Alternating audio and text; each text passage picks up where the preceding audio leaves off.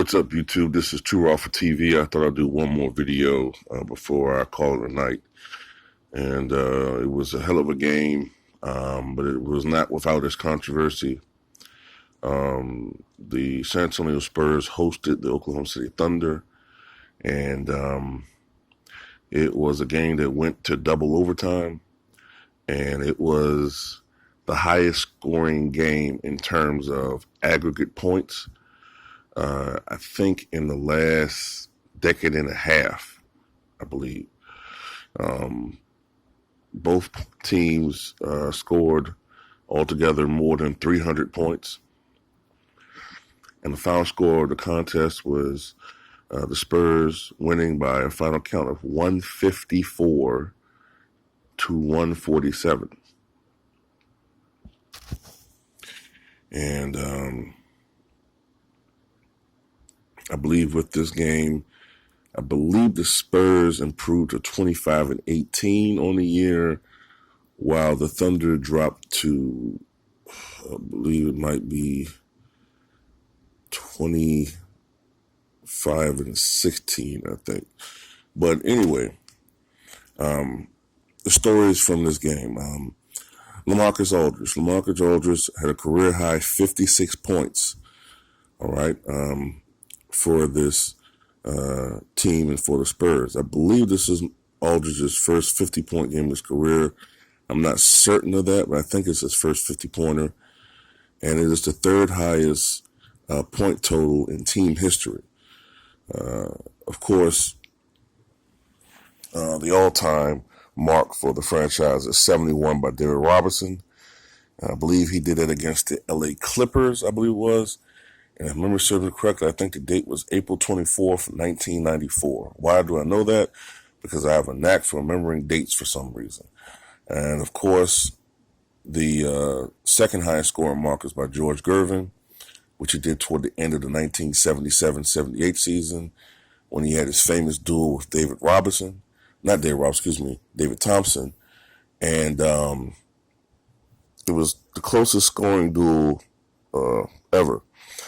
In the last game of the season, I believe David Thompson scored 73 points for the Denver Nuggets. I think they were playing the Detroit Pistons. And I think Thompson had 53 points at halftime. And I think he finished the game with 73. And I think George Gervin needed 58 points to surpass him in the scoring championship. And I can't remember who the Spurs were playing, but George Gervin scored 63 points. And LaMarcus Aldridge's 56 points best, which was the third highest total, 55 points by Tony Parker.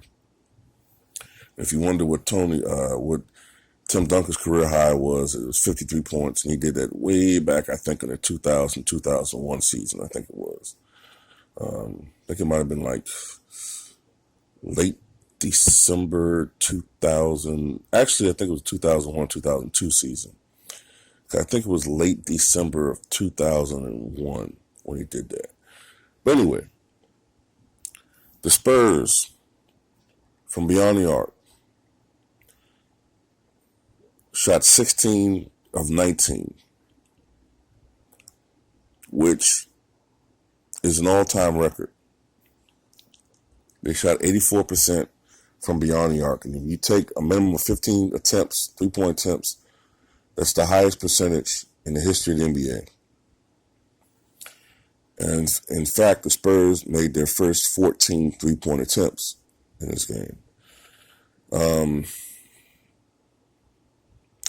So that was LaMarcus Aldridge. He had a career game. For the Thunder, Paul George had 30 points. Now, on the surface, that's a good game. But Paul George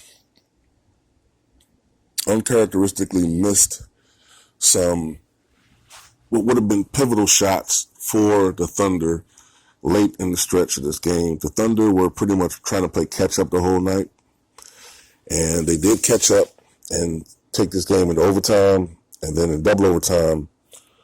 But Paul George, for whatever reason, and I was listening to the game, a friend of mine, Paul George, for whatever reason, Russell Westbrook passed it to Paul George. George was open for a three-point attempt.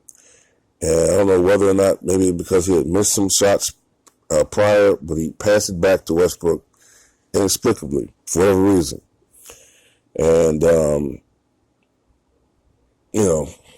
don't know. He shot 11 of 25 from the floor, 3 of 7 from beyond the arc. Not a horrible shooting night, but for whatever reason, Paul George had some cold streaks in this game. Russell Westbrook shot 11 of 22 from the floor, 0 of 4 from beyond the arc, and only 2 of 5 from the free throw line. I'm now convinced that he has some sort of mental block or some type of psychological issue when it comes to free throw shooting. This is a guy who was once an 80+% free throw shooter. He was a good free throw shooter, and he was not a great three-point shooter, but he was at least a guy that you had to respect if he was wide open. And now he's become a horrid three-point shooter and a below-average to close to horrible free throw shooter. So I don't know what's going on with Russell Westbrook when it comes to his shooting. But overall, Russell Westbrook had an excellent night. He had 24 points, 13 rebounds, and I believe it's a career high for him, 24 assists. In fact, it's one of the highest assist totals in an NBA game in history. The only guys who have more assists in the game would be Scott Skiles, John Stockton, Isaiah Thomas, Rajon Rondo, and who else is up there? Kevin Johnson. And he definitely had a dominant triple-double. And, there were some other guys who contributed for the Thunder. I think Jeremy Grant had a 20-point game. And Steven Adams was having a good game before he hurt his ankle. But I have to call something out, too, in this game. There were some very, very questionable calls that went against the Thunder in this ball game. I spoke of Paul George. There was a three-point attempt by George that should have counted when there was an off the ball call, a call away from the ball, where I can't remember who it was, but they fouled. Who did they foul? It might have been Adams, and Paul George had released a shot after the foul was called, but somehow in some other dimension, I don't know what dimension, but in some other dimension, the officials saw the foul before Paul George released a shot. Then there was a technical foul against Paul George for clapping, which you do not call in a close overtime game. Okay? Then there was a call where